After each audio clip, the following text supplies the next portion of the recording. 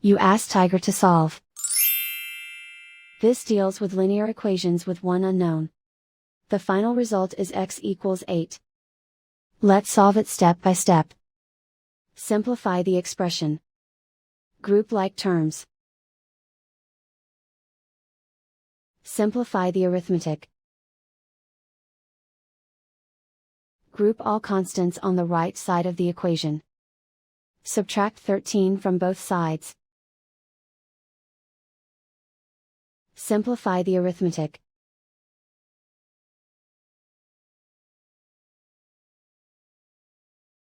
Isolate the x. Divide both sides by 18. Simplify the fraction.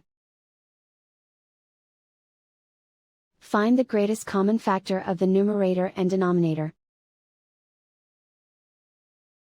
Factor out and cancel the greatest common factor. And so the final result is x equals 8.